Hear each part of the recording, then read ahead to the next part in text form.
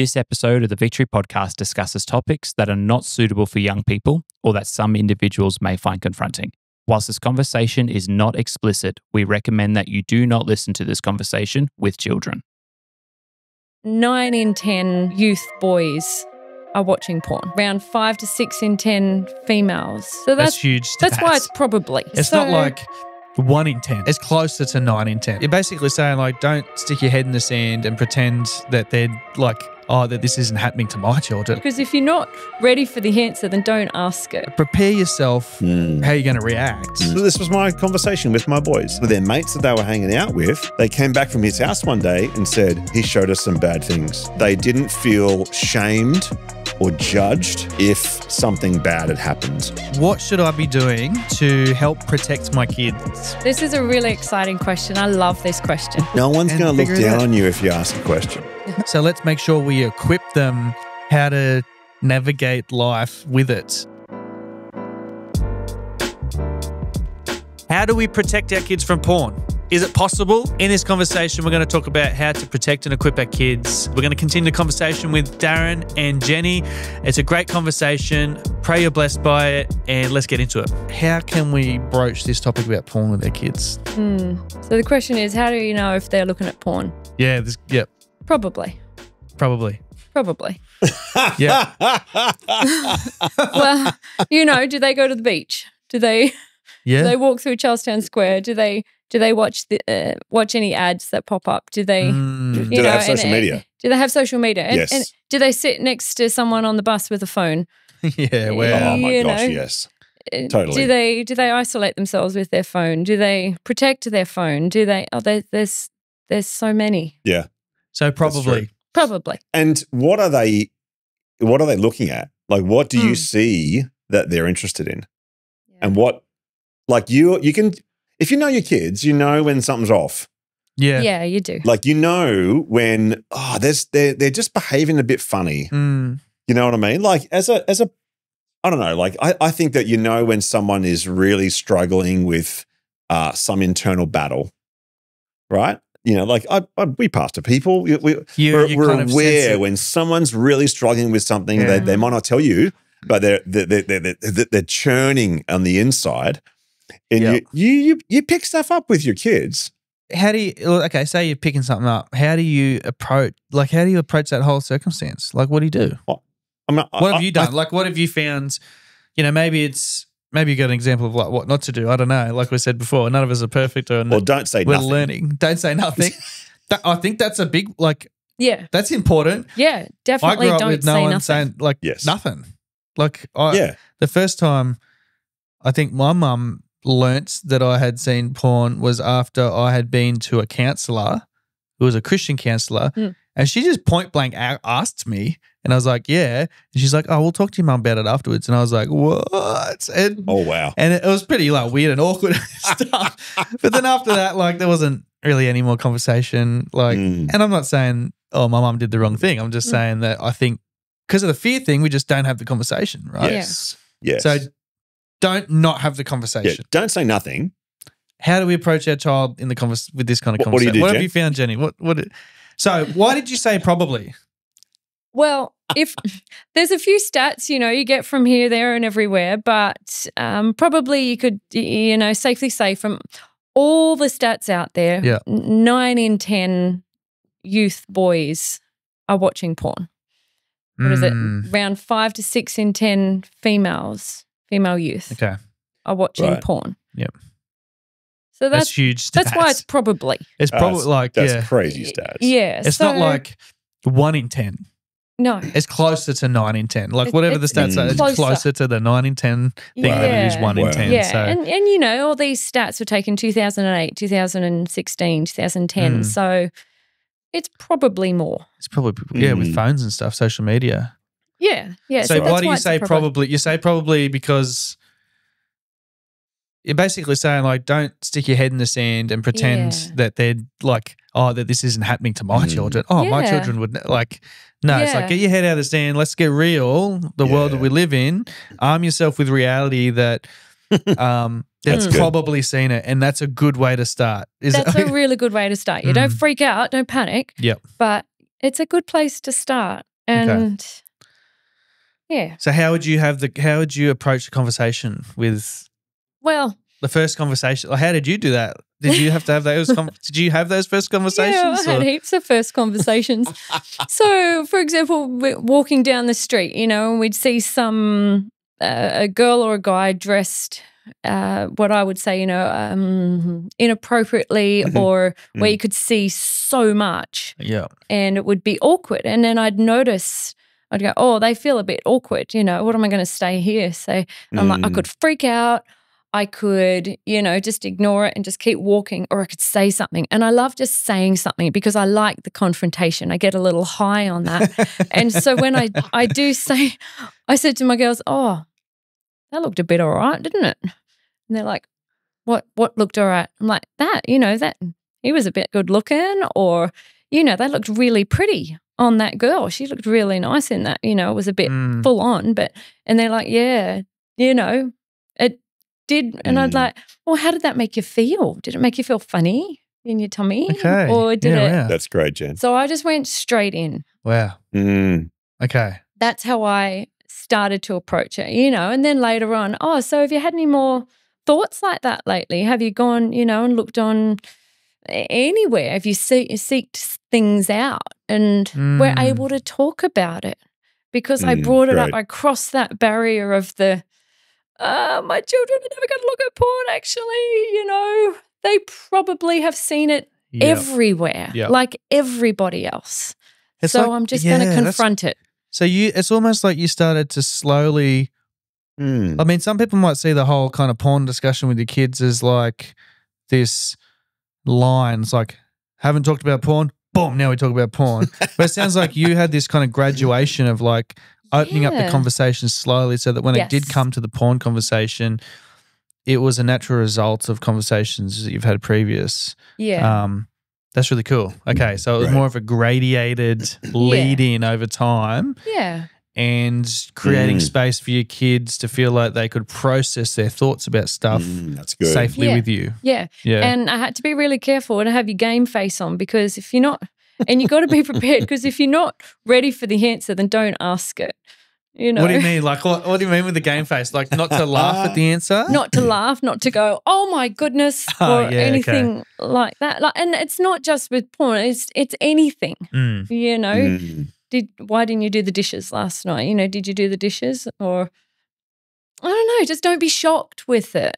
That's what That's great. I tried really hard not to do. I didn't do it perfectly. I didn't do it all the time. It's like if they see that you react in a kind of particular way, they're going to not feel like it's an easy place to come to. You got to make it safe. You got to, once again, hold that awkward bit so then they can disclose and That's good, Jen. We want to actively listen with our kids. Yeah. Like, put your phone away when your kid comes over and talks to you, because actually I want to hear what you've got to say. You're the most important person in the world right now. You're right in front of me, and I want to hear what happened in your day.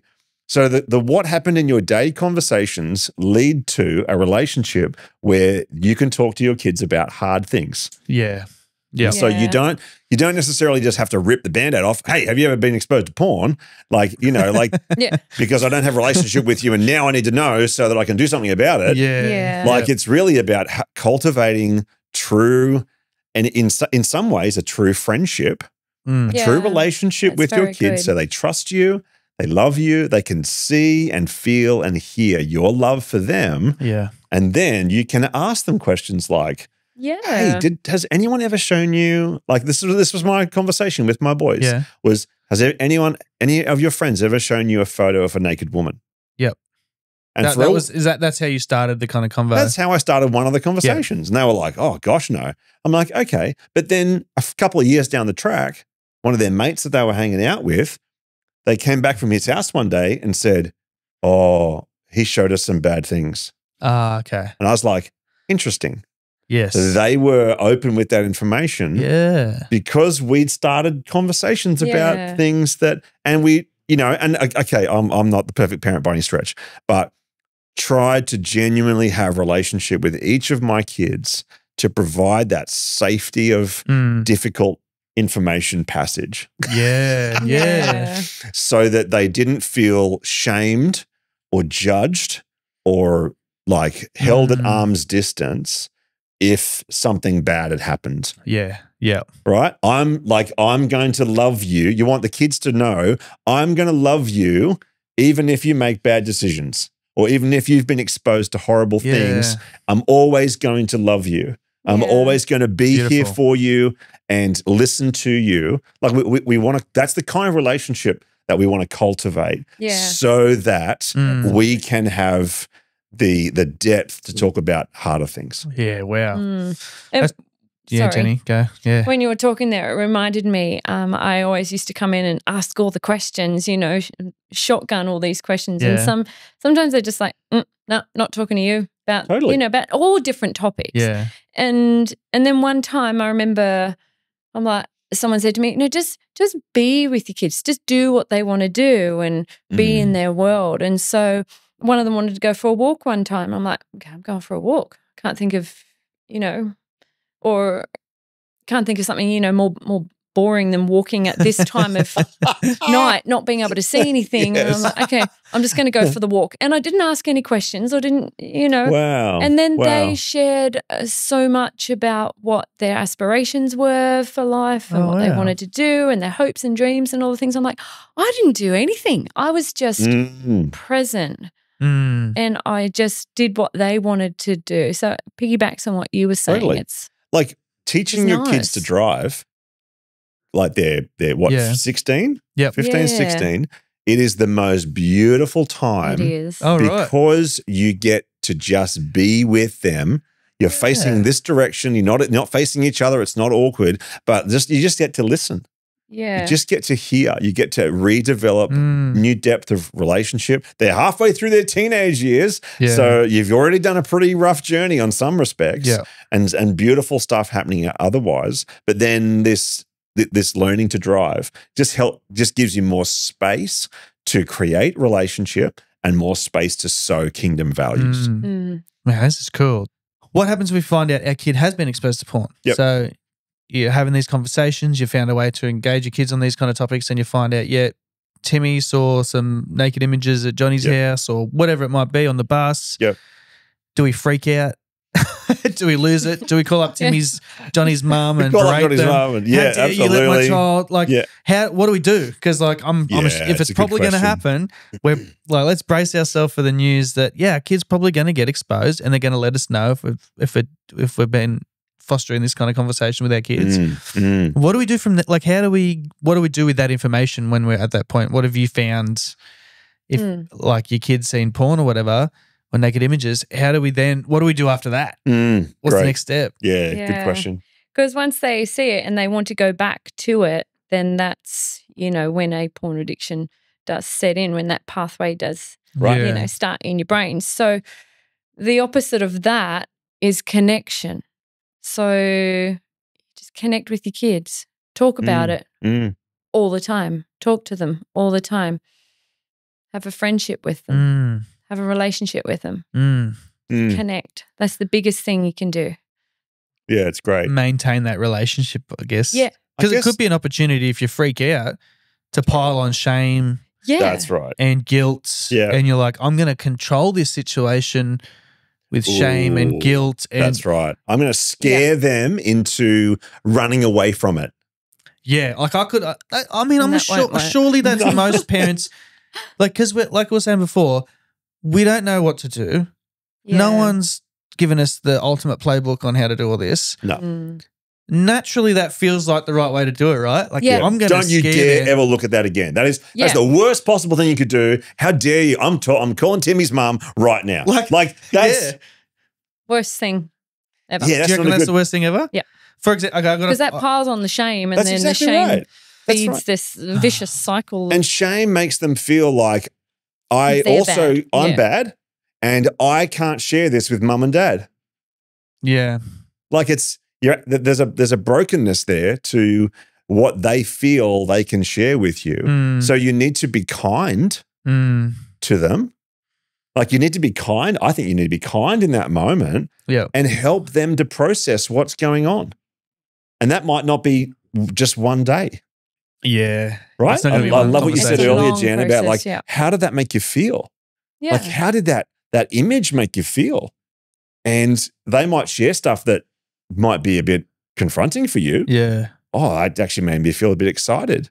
Or actually, I wanted to look at a lot more, right? And so, but you're actually helping them to process in their minds, whatever age they are, 8, 15, whatever age they are, you're helping them to process that scenario. Yeah. And you're bringing love and kindness and some guidance and direction.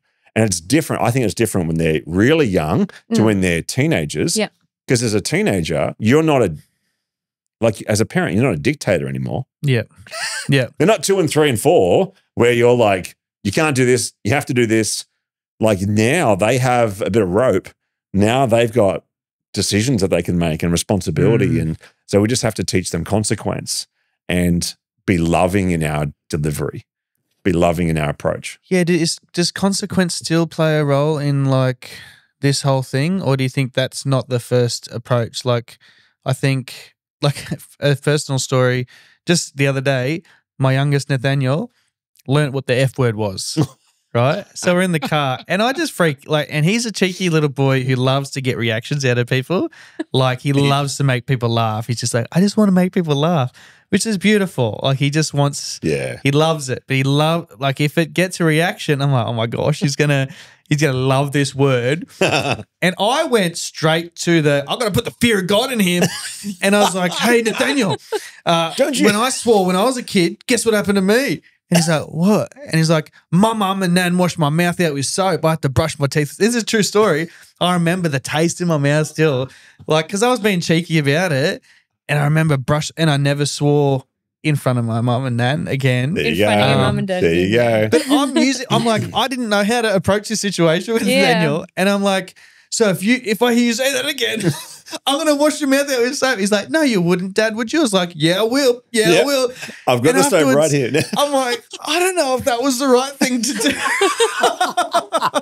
And then I started to do the connection thing. And I'm like, there's things that are funny and that, it makes you want to say it when you're not allowed to. Yeah, how do you feel about that? So I'm trying to like balance out the conversation. Trying to bridge it. I'm trying to bring it back. Totally ruin this opportunity. But what I hear you're saying, Jenny, is like if you approach the whole thing like they've probably seen stuff. So prepare yourself how you're going to react. Yeah. Yeah. And react with connection and safe space and not judgment and shame and controlling. As a parent, I wonder, approaching my kid about like, hey, buddy, has anyone ever shown you a naked picture of a woman or person? And then they go, no. And I'll be like, oh no, I just gave them the idea to go look at a naked picture.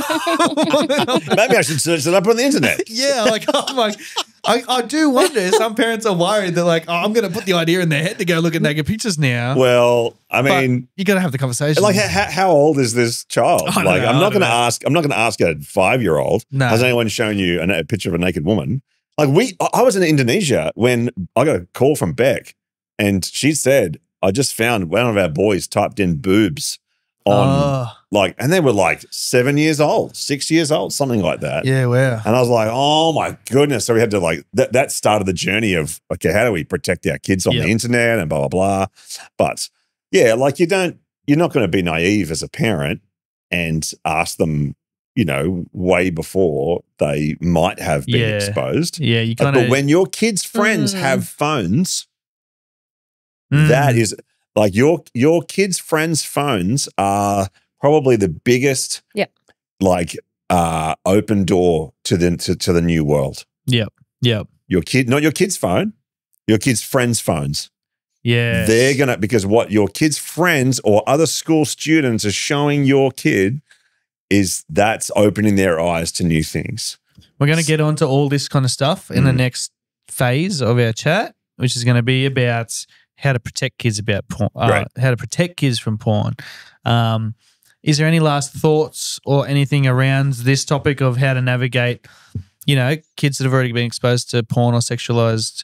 I guess it sounds like it's just sexualized stuff in general. Have the conversation earlier than just porn being this line, I won't have the conversation to hear. I was like, no, like start having the conversation because these kids are going to grow up in culture where,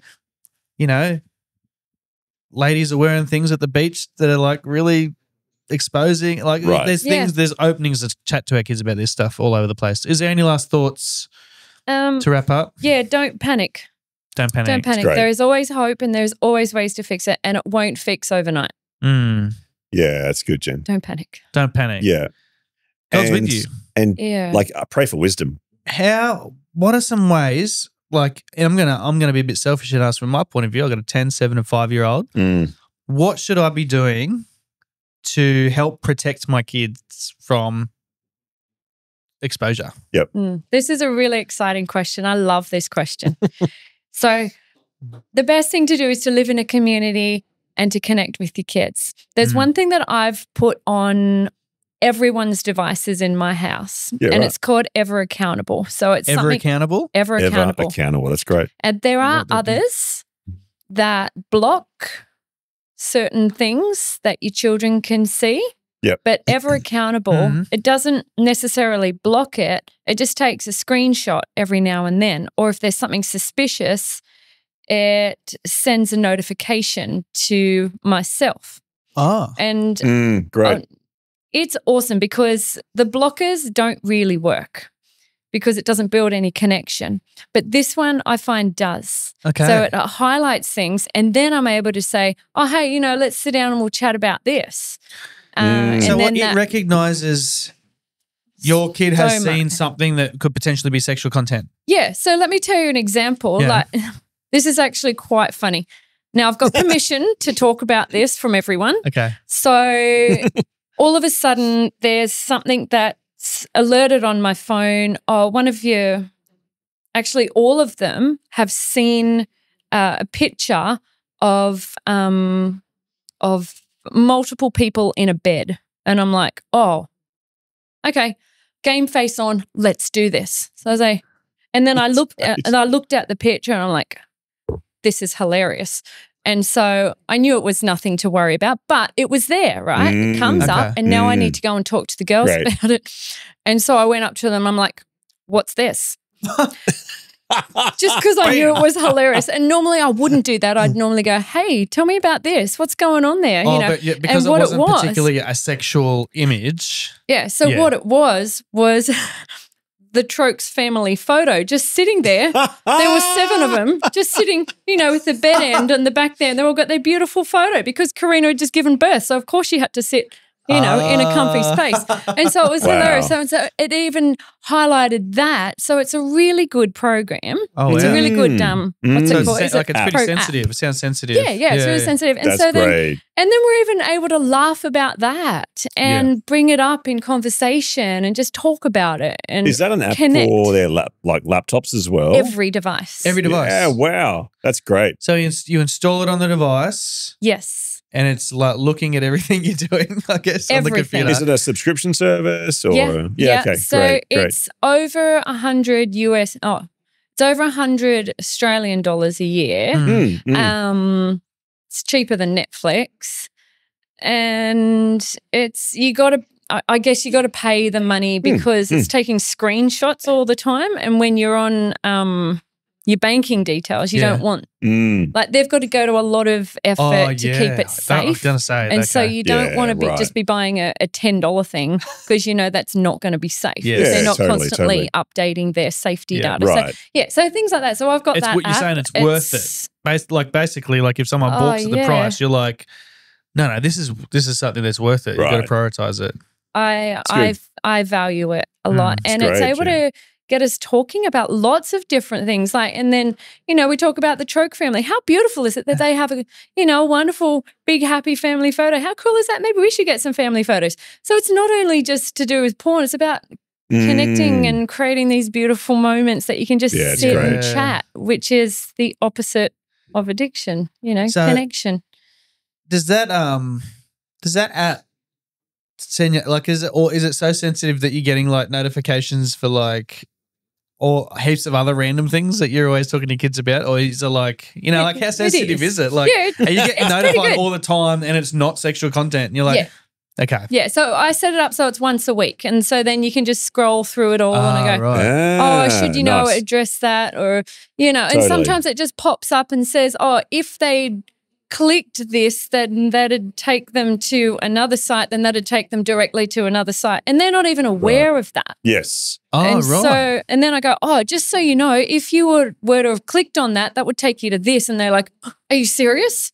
And so then you can have a conversation about that. That's great. It's like, oh, what does that look like? Yeah, okay. How can I even protect their minds from even just even that bit? Yeah, you're educating them on the dangers of clicking through. Yeah, like it's hunting them down. So, you want them to be prepared for the hunt. So it's an app that it helps with accountability, but it promotes connection Yes. rather than That's good. disconnection, where maybe censorship or just the blocking blocking. kind of doesn't provide a doorway for a conversation. Yes, Yeah. that's right. Kind of what you're saying. And it's not as That's great, effective Jen. as Let's talk about like blocking stuff. Yeah. I think it's probably still important, right? Oh, yeah, It is. So yeah. someone For doesn't younger kids, accidentally kind of thing. We used a thing called OpenDNS, Okay. which was it's actually kind of a behind the scenes thing. It's you actually change the DNS settings on your router. So you got to go into like the settings, the admin settings of your router, and change the DNS without going into the technical parts, right? No, tell us every click. So it does every single thing. Now, what it does is that when you search for a website, it's finding a DNS address. It's finding like 4 numbers put together, and this is actually blocking a whole bunch of like blacklisted websites before it even appears inside your home internet. So it's not a device-based thing. It's a router-based thing. It stops at the router. It's like a back stops at the end. router. That's right. Yeah, right. Yeah. So we found that. Now this is a while ago, but we found that to be really helpful because it immediately protected. So schools use this a lot. Schools use OpenDNS a lot, and we found that like it was installed on like 5 million schools in the US or something like that. It was crazy. And so we're like, all right, great.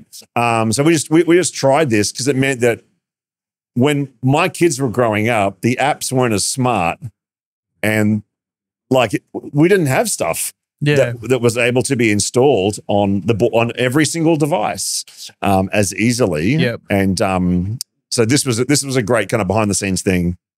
Helped us a lot. Oh, that's great. Okay. Yeah. So maybe something on your router. Yep. OpenDNS. Yep. We've got like the Google Mesh network where like you can turn on safe search from the router. I don't know how good that, like you seem to think, Jenny. No. Like, what's your experience with them? What are some of the failings of some of these blocking things? Like, it sounds like.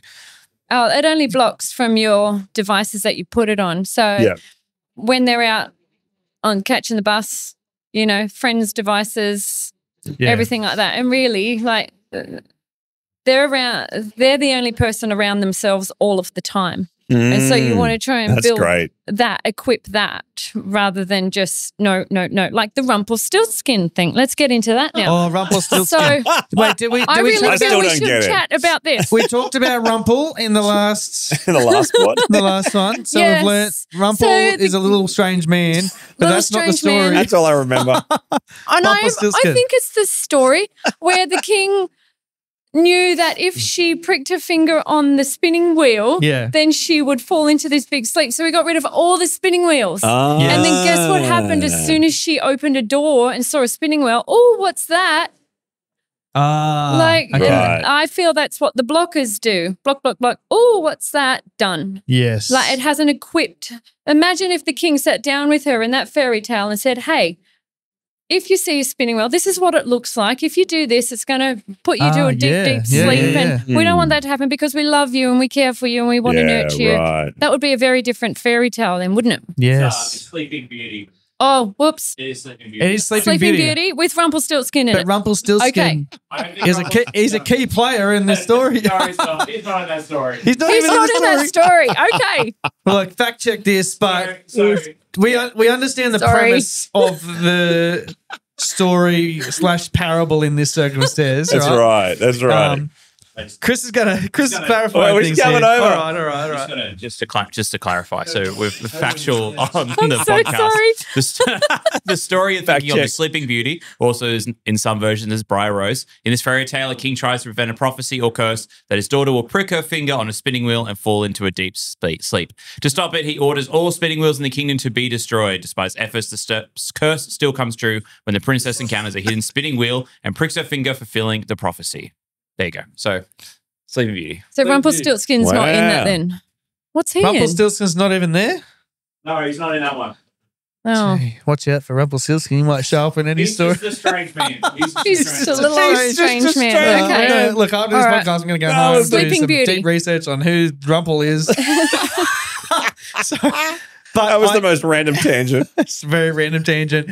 I love random tangents. And Same here. most of the time I'm sitting here fighting off random tangents in my mind.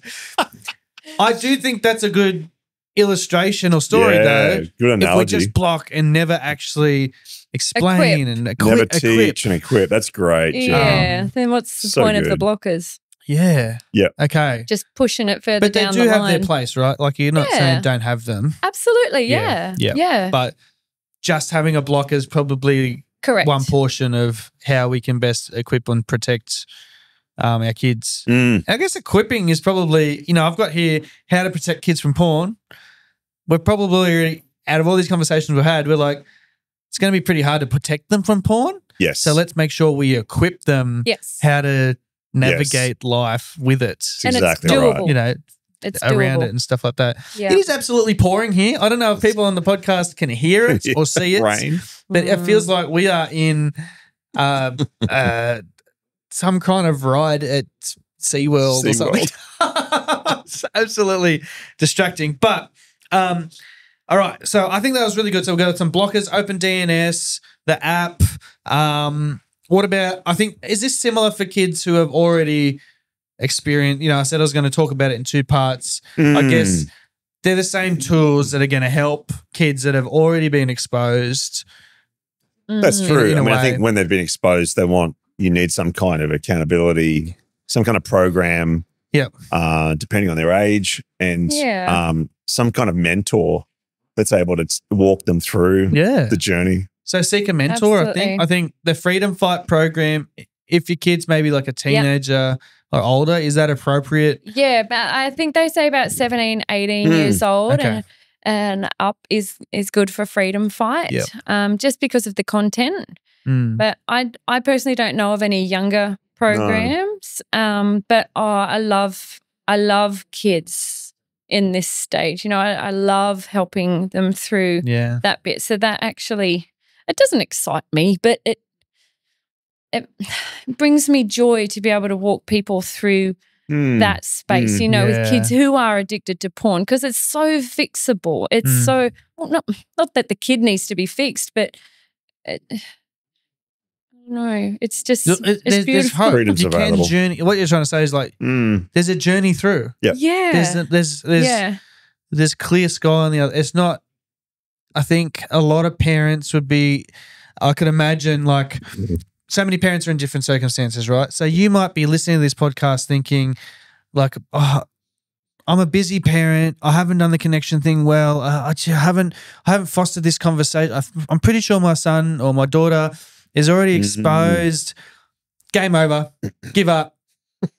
Too hard. I've ruined them or something. There's all these things that come bombarding into your world. That's true. But what you're trying to say is, no, there is a journey through. Yeah. There is a way through. There is a clear sky. Yeah. Don't give up. It's not too late. Yeah. It's not too late. It's not as hard as you think. It's not as hard as you think. Yeah, that's so good. Do you think, I think reaching out in a community like you're saying is very part of that. So important. Because you'll have testimony. There's testimony of people like, oh yeah, I was in that situation. Right. Oh, you were? I had no idea. Yeah. Yeah. Oh yeah. It was horrible. So It it was is the hard, but majority, we got isn't through. it? Yeah. Right. The majority of people probably are working through all these situations with their kids. So Yep. reach out to people. Yes. So I feel blessed that I'm in this community. So I have people to do this with. Yeah. So let's do it together. But no one's and going to look figure it down out. on you if you ask a question. No. No one's going to look down on you if you say, I don't know how to walk my child through this, Yeah. or I don't know how to manage my teen through this. Mm. What have you done? Like, give me something. Exactly. What did you do? You know, like, let's glean from older people in our church. Yeah. Totally. Like we have a multi-generational church. Like, that's, you know, let's glean from those who've been there before, who've done it well. Absolutely. Totally. So to finish off, I guess we've been talking about how to protect our kids from porn, how to navigate kids who have been exposed to sexual imagery, how to have the conversation about sex and this kind of stuff with our kids. There's so much gold there. I'd encourage people to share it, talk to you guys, get resources. Yeah. By no means was any of our answers the perfect answer, the gold, silver bullet. The complete. You know what I mean? These are your experiences. We're gleaning from each other in this podcast. And they're things that have worked for you guys, things that you wish you did better. I think this is going to be extremely valuable to everyone that listened, and I pray that it blesses them. And 100%. if you were blessed, I don't know which camera to look at. This one. If this blessed you in any way, like, share this to people, because I wish when I was younger, I mean, this is going to, as a parent, I'm like, oh, I'm being blessed right now. But with all the porn kind of stuff we've been talking about, I wish when I was younger there was more conversation like this. Great. That I could have listened to and share it with people. You know, invite people into the conversation. That's good. Any last words or remarks burning on your mind or your chest that you want to share with people? No, don't give up. Don't give up. Bite the bullet. Just get in there. Yeah, there's always hope. Always hope. Yeah. Don't give up. Don't give up. I love it. I think I think it's brilliant. And we're here to help. We're here to help. Yeah. Let's do it together. Totally. God's with us. Come on, let's go. Right. Yeah. Thanks for being with us, guys. You're Thank you. welcome. That's great. That was It's fun. so good. Thank you. Thanks, Jenny, for being with us again. That was good You fun. might become a regular. I don't know. I hope so. We love your insight. It's really, really cool. Got and shoes great. on this Thank time, you. so it's good. Got shoes on this time. Thanks for joining us. We'll see you next time. It's been great. Thanks, guys. Thanks. Thanks for listening to the podcast. We really pray that this has blessed you and helped you. Please make sure to share. And you're probably wondering, what's the next steps? Well, check out the resources in the description below. We'll put some resources there, and make sure to talk to someone. Reach out to your Connect group, your table space, your table space leader, a pastor. Don't do it alone. We are called to be in community and do this stuff together. We'll see you in the next episode.